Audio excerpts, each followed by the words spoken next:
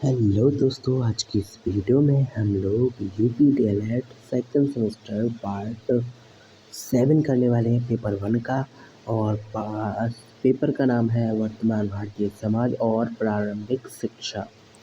इसके हम लोग सभी बहुविकल्पीय प्रश्न कर रहे हैं और यहाँ पे हमने काफ़ी कितने प्रश्न कर लिए। यहाँ पे टोटल हमने 140 प्लस प्रश्न कर चुके हैं और आज हम इससे आगे बढ़ने वाले हैं। ठीक है, चलिए स्टार्ट करते हैं बिना टाइम वेस्ट किए हुए। तो अभी हम करने वाले हैं प्रश्न नंबर 41 से स्टार्ट। यहाँ पे प्रश्न आपका क्या है, निम्नलिखित में से कौन प्रकृतिवादी दार्शनिक नहीं है। तो ये प्रश्न था आपका। ठीक है, चलिए आइए जानते हैं इसका आंसर। इनमें से कौन प्रकृतिवादी दार्शनिक नहीं है। सुकरात, प्लेटो, हर्न, स्पेंसर। तो इसमें राइट आंसर क्या रहेगा, ऑप्शन डी रहेगा। प्रकृतिवादी दार्शनिक नहीं है। प्रकृतिवादी दार्शनिक कौन नहीं है इनमें से, स्पेंसर। स्पेंसर जो है वो प्रकृतिवादी दार्शनिक नहीं है। सही है एकदम आंसर। आगे चलते हैं। प्रकृतिवाद किस प्रकार के अनुशासन की बात करता है। तो प्रकृतिवाद जो होता है वो मुक्त्यात्मक शायद करता होगा। मुक्त्यात्मक, ओके, मुक्त्यात्मक राइट आंसर है। ऑप्शन बी इसका राइट है। ठीक है, आगे आते हैं। प्रश्न नंबर है 43। क्या है प्रश्न? प्रश्न है, विद्यालय को समाज का लघु रूप मानते हैं। विद्यालय को समाज का लघु रूप कौन मानते हैं? आदर्शवादी, प्रकृतिवादी, प्रयोजनवादी या फिर मानववादी। तो इसमें राइट आंसर रहेगा प्रयोजनवादी। प्रयोजनवादी विद्यालय को समाज का लघु रूप मानते हैं। ठीक है, अगला प्रश्न है, प्रश्न नंबर है 144। विवेकानंद ने जन शिक्षा के लिए संस्था स्थापित की। कौन सी संस्था स्थापित की है बताइए? ब्रह्म समाज, आर्य समाज, रामकृष्ण मिशन, वेदांत समाज। तो इसमें से विवेकानंद ने जन शिक्षा के लिए कौन सी संस्था स्थापित की थी? तो ऑप्शन बी राइट है। क्या? रामकृष्ण मिशन। ठीक है, रामकृष्ण मिशन। आगे आते हैं। प्रश्न नंबर है 145। टैगोर जी द्वारा रचित पुस्तक थी। तो टैगोर जी द्वारा रचित पुस्तक कौन सी थी? हिंद स्वराज, शिक्षा दर्शन, गीतांजलि, उपयुक्त में से कोई नहीं। तो यहाँ पे जो राइट आंसर रहेगा गीतांजलि।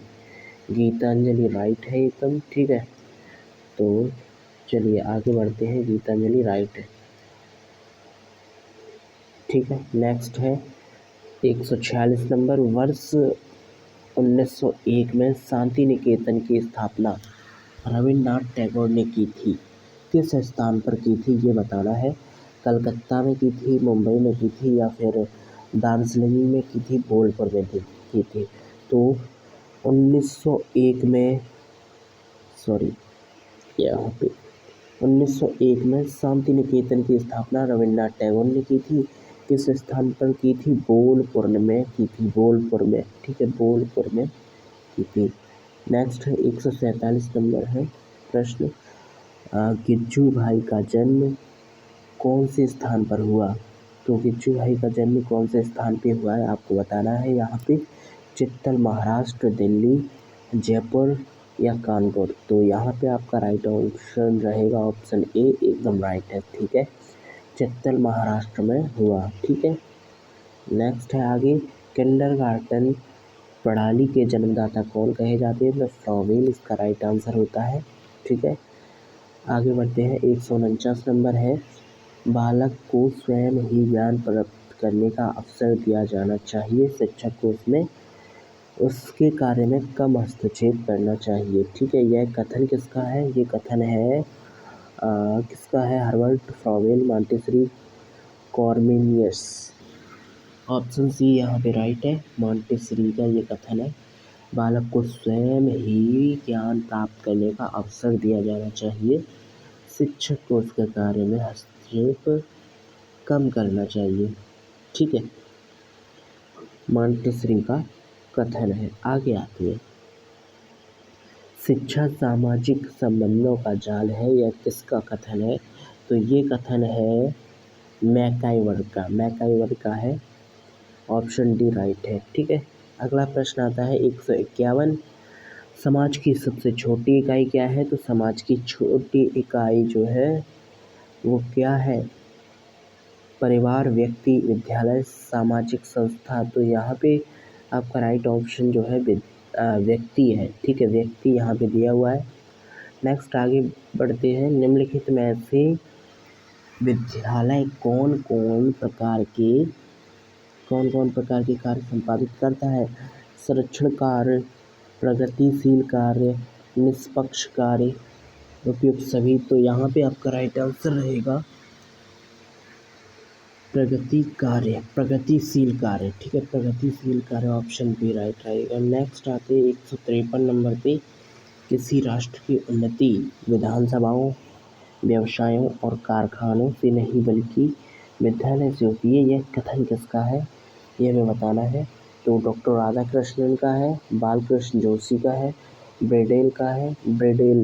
ब्रेडेले और नन का है।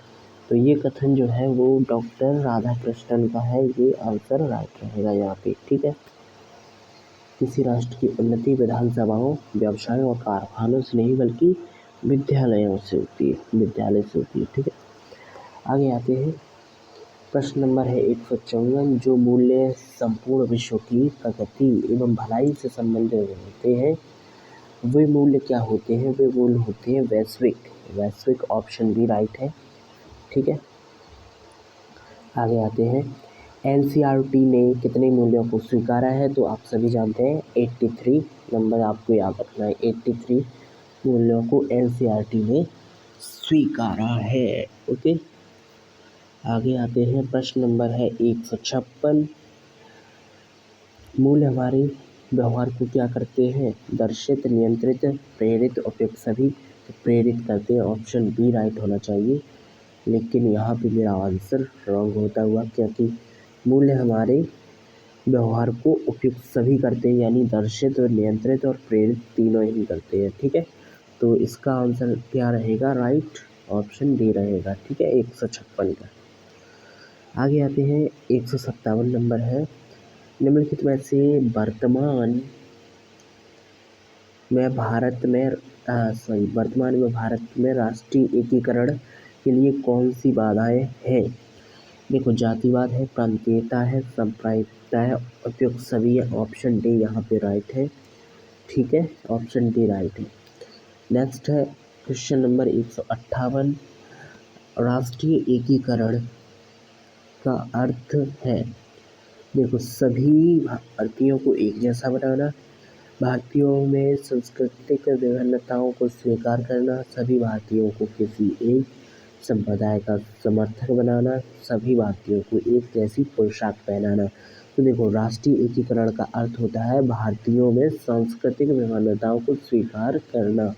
ऑप्शन यहाँ पे आपका जो रहेगा वो बी राइट रहेगा। ठीक है, राष्ट्रीय एकीकरण का अर्थ रहेगा क्या?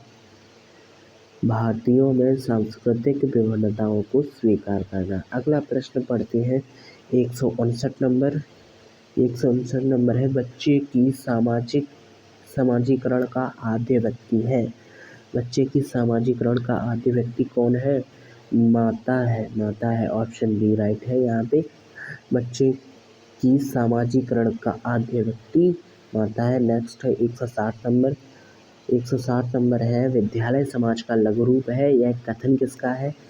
यह कथन ड्यूवी का। ऑप्शन ए राइट है, विद्यालय समाज का लघु रूप है। यह कथन ड्यूवी का है। तो आज हमने 160 प्रश्न कर लिए। अगर आपने इन प्रश्नों को नहीं लिखा है तो वीडियो को एक बार फिर से स्टार्ट करके प्रश्नों को लिखिए। एक प्रश्न को लिखना है, याद करना है, जिससे आप एग्ज़ाम में अच्छे से अच्छा स्कोर कर पाए। हमने आज किए 20 प्रश्न, जो कि बहुत ज़्यादा इम्पॉर्टेंट है।